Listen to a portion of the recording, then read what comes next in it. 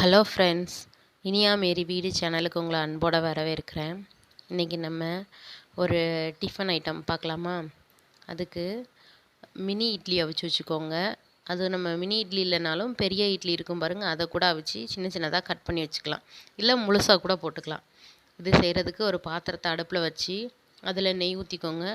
நெய் தான் ஊற்றணுன்னு இல்லை, நம்ம வீட்டில் சமையலுக்கு என்ன எண்ணெய் உபயோகப்படுத்துகிறோமோ அந்த எண்ணெயை கூட நம்ம உபயோகப்படுத்திக்கிடலாம். இப்போ நான் நெய் ஊற்றிருக்கேன். நெய் நல்லா உருகுனதுக்கப்புறம் நம்ம அவிச்சு வச்சுருக்க இட்லி அதை அந்த நெய்யில் போட்டு பிரட்டி எடுத்துக்கிட வேண்டியதான்.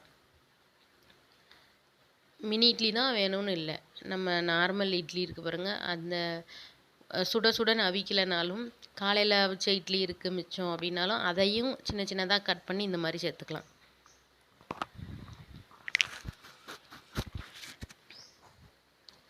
அதை நம்ம போட்ட இட்லி அந்த நெய் ஃபுல்லாக அந்த இட்லியில் பரவுற மாதிரி போட்டுட்டு நம்ம இட்லி பொடியை நம்ம அதில் தூவிக்கலாம்.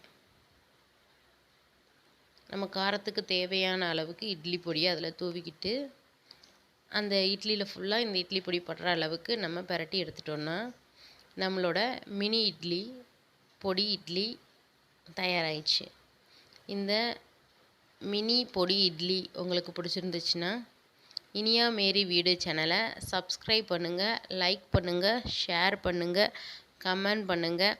மறக்காமல் பெல் பட்டனை கிளிக் பண்ணிடுங்க. அப்போ தான் நான் போடுற வீடியோலாம் உங்களுக்கு உடனே நோட்டிஃபிகேஷனில் வரும். இன்னொரு சூப்பரான வீடியோவில் உங்களை சந்திக்கிறேன். பாய்.